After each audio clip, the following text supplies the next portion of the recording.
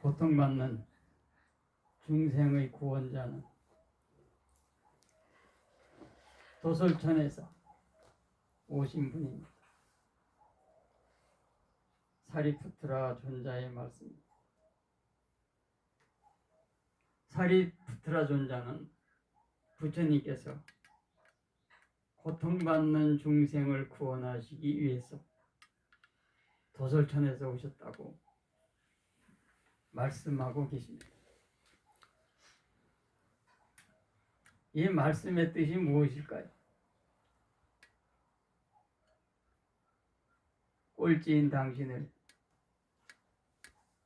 처지가 되게 하려고 오셨다는 말씀입니다.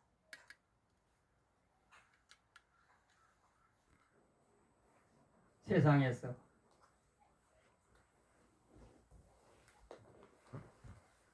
처지가 되어 보지 못하고 맨날 꼴찌인 당신을 위해서 오셨다는 그런 뜻입니다. 그렇습니다. 부처님께서는 꼴찌인 당신을 첫지로 만들어주기 위해서 오셨죠.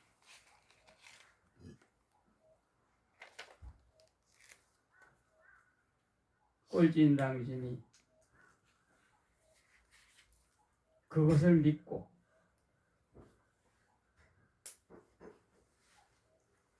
그 믿음으로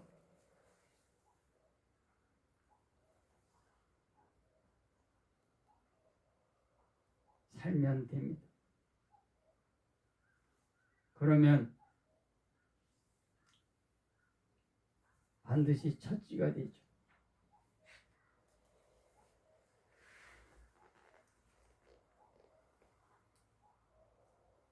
당신이 믿으면 첫지가 되는 것이고 당신이 믿지 않으면 꼴찌가 되는 것이고 영원히 꼴찌가 되는 것이고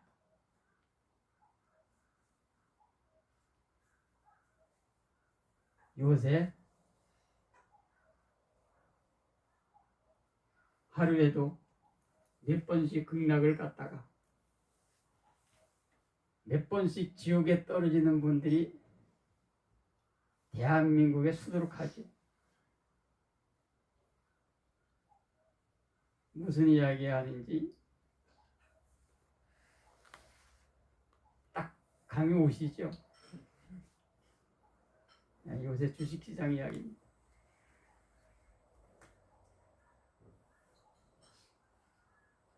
요즘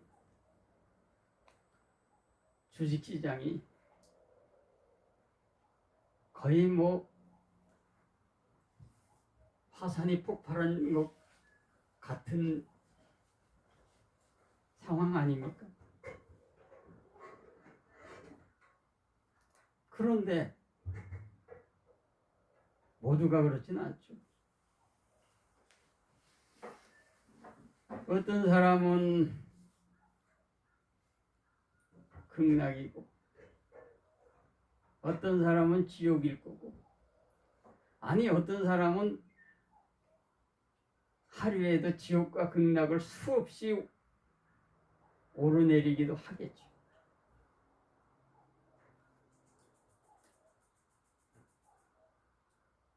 주식시장에서 어떤 사람이 돈 버는지 아세요?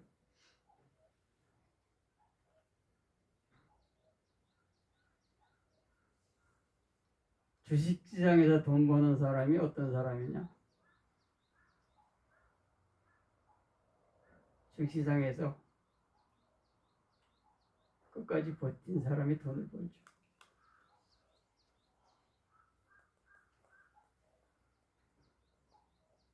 딱 1년 전만 해도 삼성전자가 5만 전자였어요.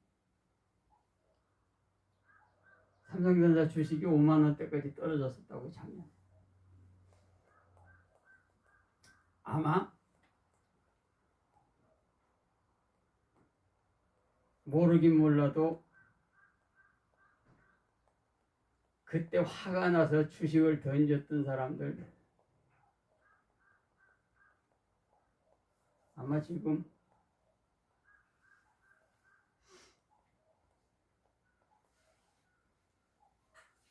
자기 자신을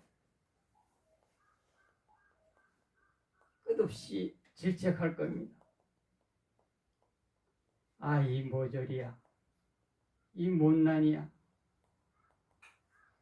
아, 왜 그때 던졌어? 계속 가지고 버티지.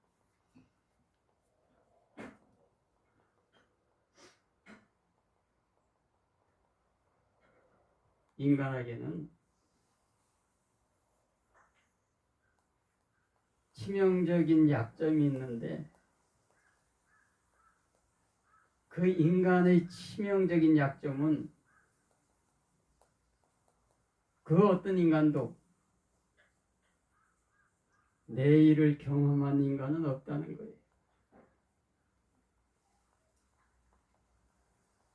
내일을 경험한 인간이 있습니까? 모든 인간은 어제는 다 경험했죠. 그리고 오늘은 경험하고 있죠. 그러나 내일은 그 어떤 인간도 경험한 인간이 없어요. 그래서 늘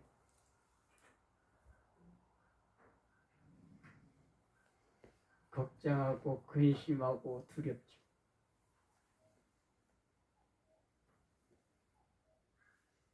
내일을 경험했으면 오늘 삼성전자 주식을 안 팔았을 텐데 내일을 하지 못했으니까 내일 올라갈 나는 걸 모르니까 오늘 던지는 거죠. 그리고 여기서 가장 중요한 것은 이거죠.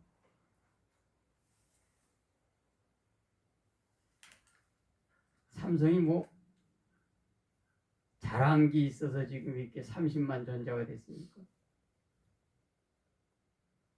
1년 동안 삼성이 뭘 했죠? 아무것도 없어요. 1년 동안 삼성에서 혁신이 일어난 것도 아니고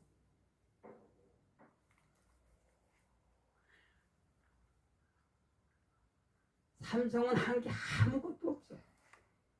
삼성 경영자도 한 것이 없고 삼성 노동자들도 한 것이 아무것도 없어.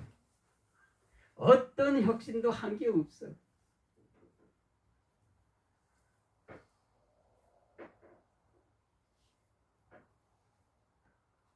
삼성이 5만 전자에서 30만 전자가 된 거는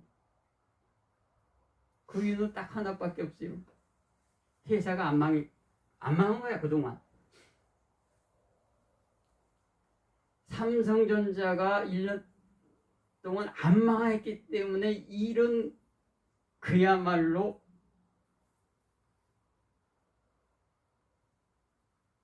길을 가다가 자빠졌는데 정신을 차리고 눈을 떠보니까 그게 황금 옆에 자빠진 거야. 그래서 그 황금을 주신 격이 있지.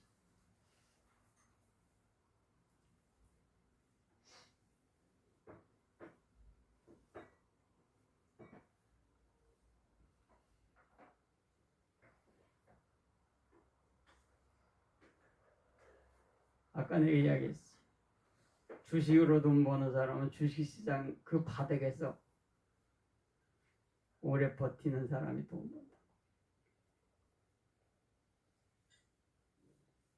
오래 버텼기 때문에 버는 거예요. 오래 버티기 때문에 버는 거고. 이 버틴다고 하는 것이 굉장히 중요한 거예요. 버티려면 버티는 힘이 있어야 되거든. 힘이 없는데 어떻게 버티나?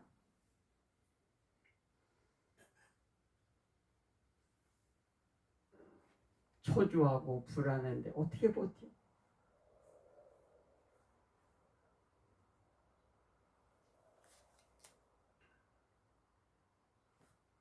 버티려면 힘이 있어야 돼.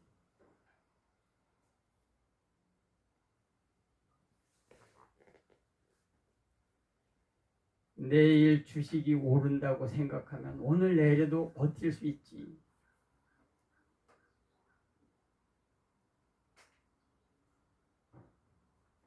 내일 주식이 오르리라는 그 믿음이 없으면 내일 더 떨어질까 봐 오늘 던질 수밖에 없는 거예요. 꼴찌에게 가장 필요한 것이 뭐냐면은 버티는 거예요. 그 버티는 그 힘은 어디서 나? 믿음에서 나오는 거예요.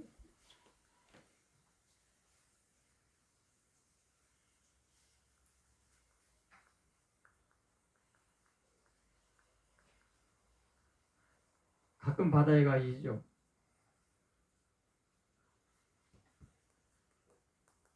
바닷가에 있어서 바다를 한번 봐보세요. 바다에 같은 파도가 있던 거예요. 바다에 같은 물질은 없어요.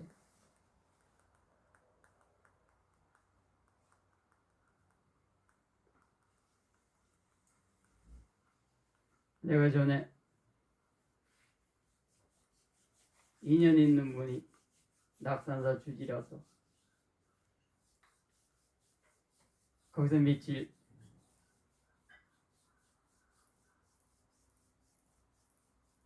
있으면서 홍련항 가서 그 바다를 탁 보니까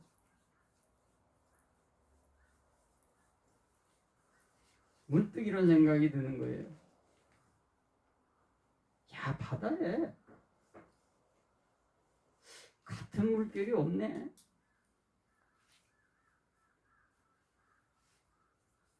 바다에는 같은 물결이 없어요. 바다에 같은 물결이 없다는 이야기는 모든 사람이 동일한 삶이라는 것은 없다는 거예요. 왜? 각자의 시간이 다르게 흐르니까.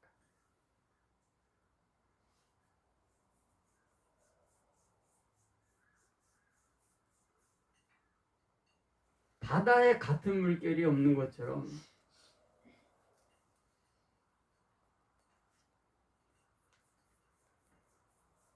시간은 각자에게 다르게 흐르죠.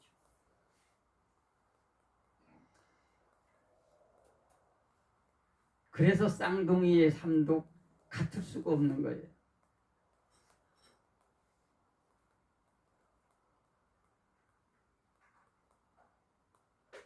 쌍둥이의 삶도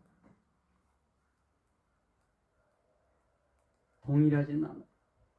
다를 수밖에. 왜? 쌍둥이라도 시간은 각기 다르게 흐르니까.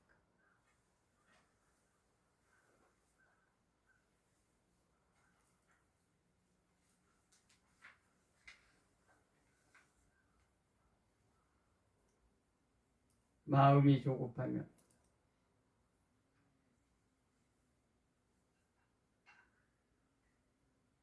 버틸 수가 없어요.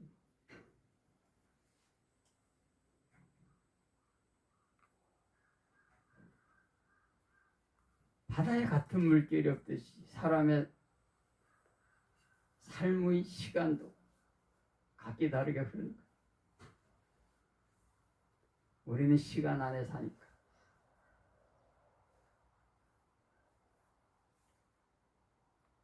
긴 호흡으로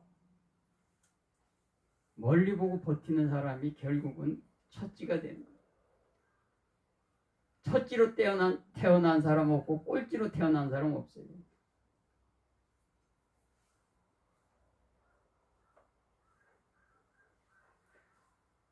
첫찌였다가 꼴찌로 죽는 사람이 있는 거고 꼴찌였다가 첫찌가 돼서 죽는 사람도 있는 거고.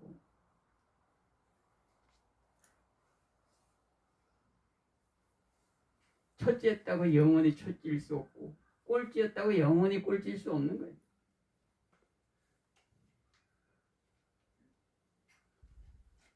부처님께서 이 땅에 오신 꼴찌는 당장 첫째를 만들어주고 있어요. 그것만 믿으면 돼.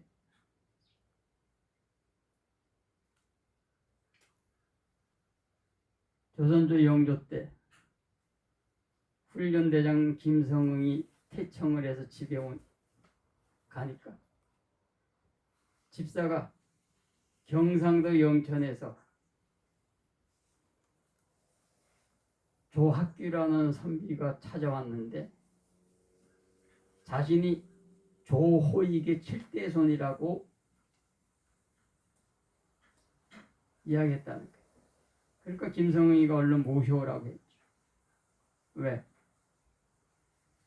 조호익은 김성응의 6대조 할아버지인 장곡 김육 선생의 어릴 때 스승이. 그러니까 자기 6대조 할아버지 김육의 스승인 조호익의 7대손이라는 사람이 찾아왔다는 거예요. 그러니까 조호익이라는 말을 듣고 얼른 모셔오라. 조학규가 김성응을 만나서 편지 한 장을 내놨어. 그 편지를 쓴 사람은 조학규의 형이야.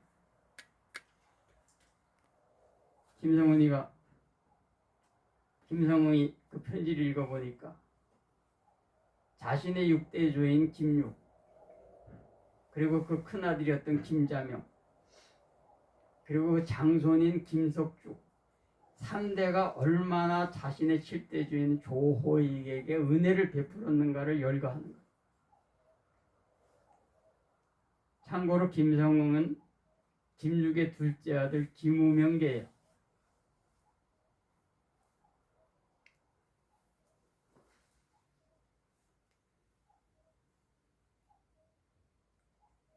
그 편지는 의 결론은 무엇인가 하면은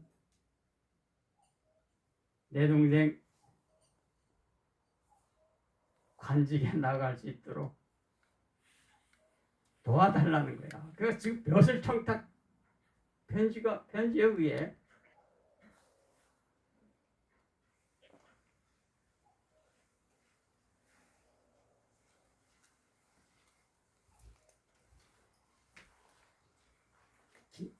김성우의 6대조 김육은 우리가 대동법의 김육이라고 영의정까지 지냈지만 어렸을 때는 푸르했어요.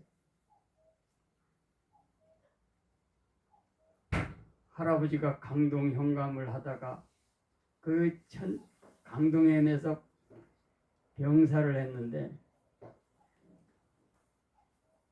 할아버지가 병사하니까 서울 자기 본댁으로 왔는데 얼마 후에 임진왜란이 일어난 거예요. 그래서 피난간사의 서울 집은 다 불타버리고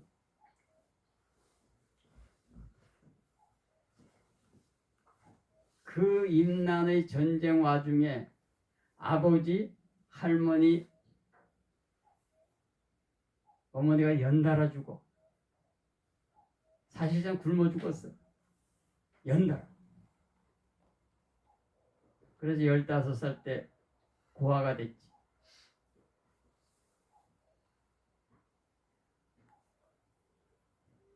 그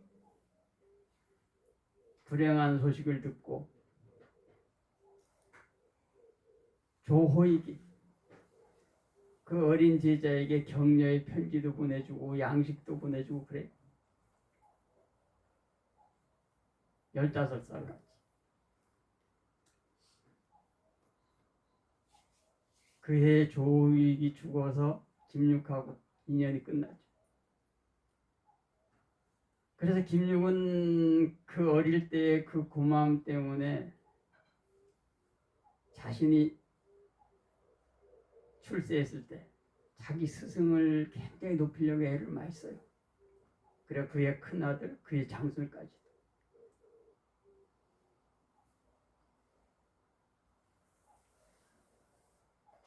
김성응이 그 젊은이를 데리고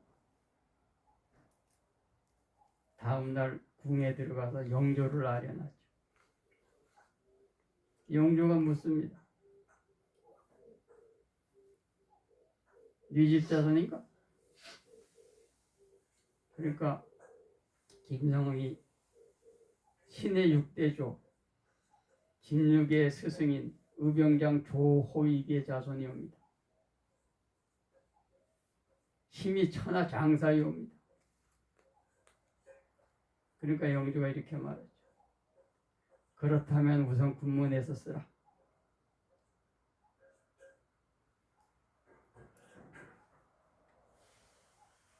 숙종 때 남인이 완전히 숙청된 이후에 근기 남인은 그저 몇 집안이 벼슬자리에 나갈 수 있어서 영남 남인은 완전히 조정에서 제거돼서 관직에 나가질 못했어.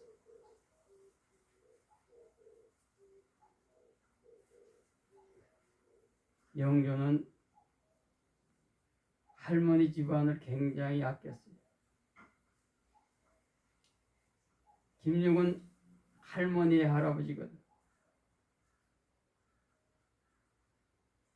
김성웅이 훈련대장에 앉힌 것도 할머니 집안 사람이 있대.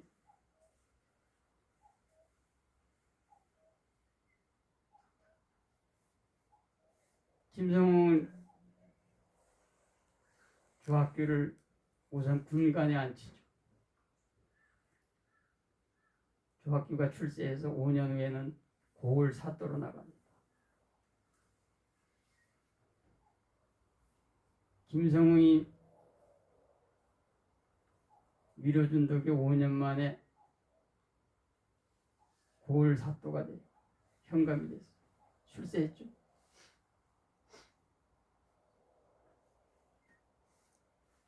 조학규의 최종 벼슬은 전라도 병마 절도사.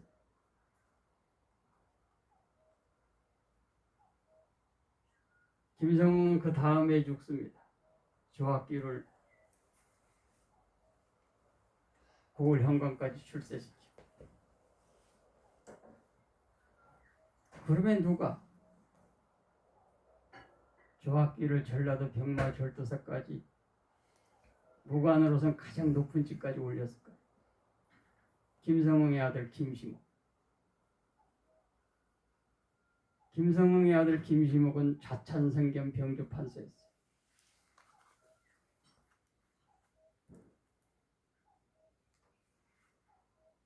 김시목은 영조가 굉장히 신임했던 사람. 그래서 좌찬성인데 병조 판서를 겸직시켰죠. 김성웅의 아들 김시목이 조학규를 전라도 병마 절도사까지 끌어올린. 참고로 김시목은 정조 임금의 장인입니다.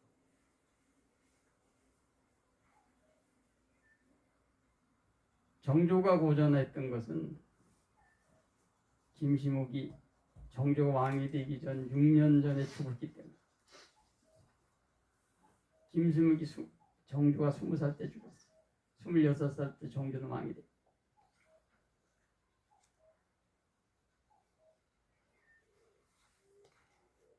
김시목이 조학규를 전라도 병마 절도사까지 끌고 올라간 거예요.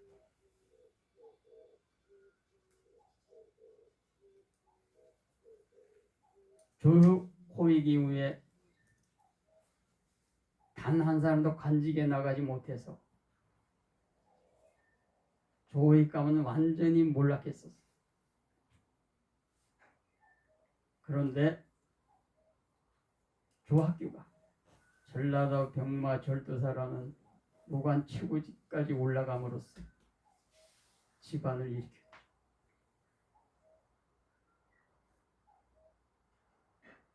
지금도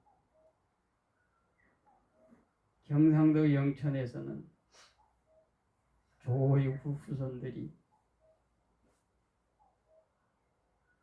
그 지역에 가장 행세하는 집안입니다. 내가 왜 이야기를 할까?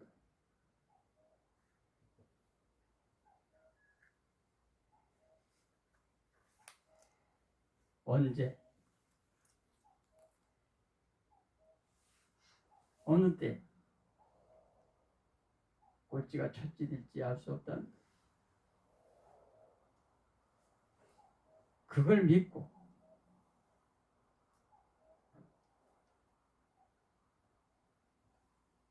당신이 버티셔야 된다. 어디에서? 당신이 선 그 자리에서. 당신이 앉은 그 자리에서.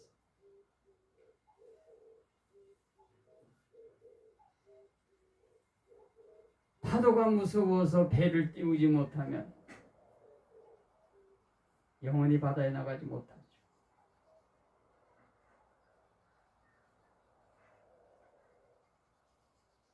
지금 힘들다고 그 힘든 자리를 피하면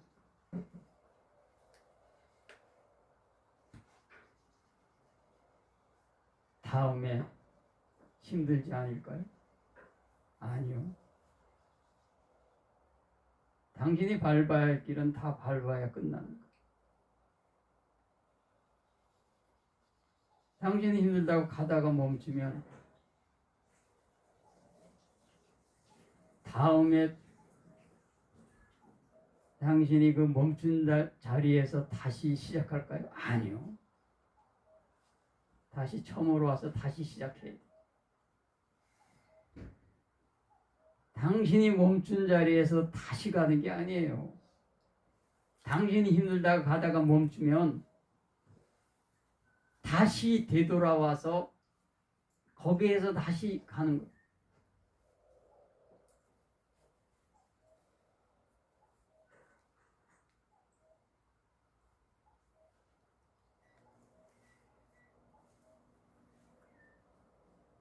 밟아야 할 길은 다 밟아야 돼.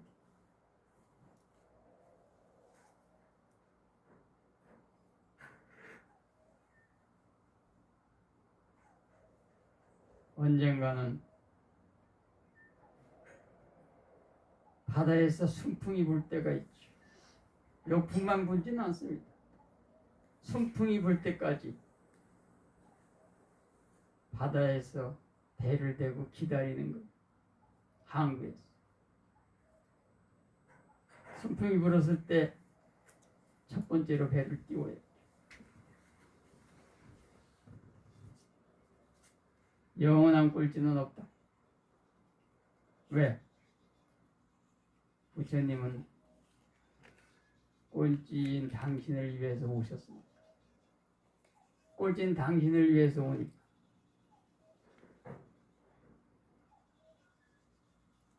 꼴찌인 것을 슬퍼하지 마라.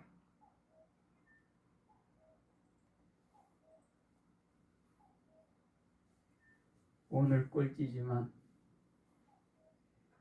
내일은 당신이 첫째. 오늘은 여기까지. 삭배잡다 관람부터 빠져. 아라한타한 짭대전에 간답니다. 디아살라스도 척다히 눌러붙다 사산해. 아로빠 스키타부터 사빠부터 누베나 사빠 담마누베나 사빠 상카누베나 사다수티 빠만다. 부터 이실력으로 그대에게 구원의 축복이기. 담마이실 그대의 가족에게 구원의 축복. 상가의 실력으로 그대와 함께하고 인에게 구원의 축복이 있기를. 사두 사두 사두. 아라항삼바담부터 바가와 부탕 바가완다. 부토미나토 부제. 차카토 바가와타 담모 탐망 남았어. 담모미나토 담모. 수바디 반노 바가와토 사와카사. 상고미나토 상가이자.